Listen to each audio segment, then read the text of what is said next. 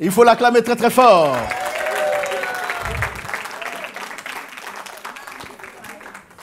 Alors, le monsieur que nous allons présenter maintenant a eu une histoire particulière. Il a sorti un livre. Le livre s'appelle « La terre brûle ». Et il a fait une chanson pour les Bleus. Alors, c'est un opérateur économique prospère. Donc, il chante et il a un livre. Ce soir, c'est avec lui que nous allons présenter les artistes. Donc, je voudrais vous demander de recevoir mon co-animateur, mon binôme de ce soir, Monsieur Agbo Patrice, va venir. Voilà, il va s'installer. Merci. Ah, c'est pas facile d'être devant toutes ces belles femmes, surtout quand on les célèbre. Surtout devant ces beaux garçons. Alors, monsieur Agbo Patrice, oui. Bonjour. Oh, bonjour. Vous avez sorti ce livre-là. Oui. Et puis, vous avez aussi chanté pour la France. Oui. Pourtant, oui. dans ce livre, vous dénoncez un peu les tares de nos dirigeants en Afrique. Vous dites même qu'ils sont soumis parfois. Bon, c'est un peu partout. Ici...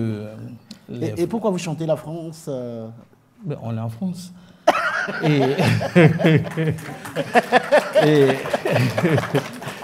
Voilà. Je pense que quand dans la vie on fait une option, il faut l'assumer. Décider de devenir français, c'est porté par un idéal. Donc, en dehors des critiques dont vous parlez, bon, le peuple, il est ce qu'il est. Ce qu'on dénonce, ce n'est pas les peuples, c'est ceux qui gèrent les peuples. Voilà, qui détournent les intérêts des peuples à leur profit. D'accord. Alors, pourquoi la terre brûle? La terre brûle, au sens figuré comme au sens propre. Ben, quand on observe les guerres, les calamités, on peut dire la terre brûle en Ukraine, au Soudan, parce qu'on n'en parle pas. Même chez nous, souvent quand on parle de la chaleur embêtée, quand on dit le soleil qui brille, qui ne s'éteint pas, ce n'est pas forcément le soleil, c'est la tyrannie. Donc cette chaleur-là, ça évoque tout ça. Et au sens propre, quand on voit l'avancée de la désertification, les sécheresses, tout ce qui s'ensuit, donc sur les deux plans, la terre brûle. Il faut de l'eau pour éteindre ce brasier. D'accord. Alors nous, pour éteindre donc ce feu, nous avons un artiste. C'est un grand artiste. Il va remplacer bientôt Johnny Hallyday parce qu'il fait du rock. Moi, j'adore son rock. Oui, mesdames et messieurs... Permettez-moi quand même parce que on est là dans le cadre de la journée de la femme. Ah oui, c'est vrai. Des mamans. Ouais. Donc c'est une occasion très spéciale. Pour moi, c'est... revenir, se souvenir de sa source, parce que la mère à la base, la maman à la base de toute la vie. Et quand je vois ces sommités, voilà, ce sont les produits de nos mamans.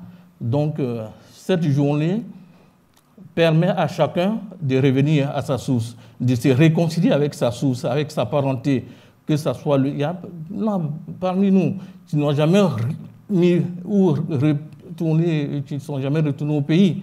C'est l'occasion, parce qu'il y a la mère patrie, il y a la mère biologique, tout cela, c'est savoir retourner à la source, se ressourcer. Donc, la mère, c'est... Elle est tout. Donc, je profite pour vraiment souhaiter une excellente fête à tous ces belles mamans.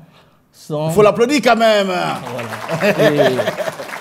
L'idée que j'ai aujourd'hui, c'est ma vieille maman qui vit encore. Ah. Voilà, qui vient encore. Donc, je profite de ce plateau-là pour lui dire tout le bien que je pense de lui. Et franchement, bienvenue aussi à notre honorable, le député de Genève dont vous parlez aujourd'hui, parce que tout cela, ce sont les produits de nos mamans. Je salue de passage M. Gauvry Mathias, qui est aussi là. Oui, c'est vrai. Voilà. Donc, en tout cas, bonne fête à toutes les mamans. Merci beaucoup. On va célébrer la fête, parce que tant qu'on a une mère en vie, on n'est jamais grand.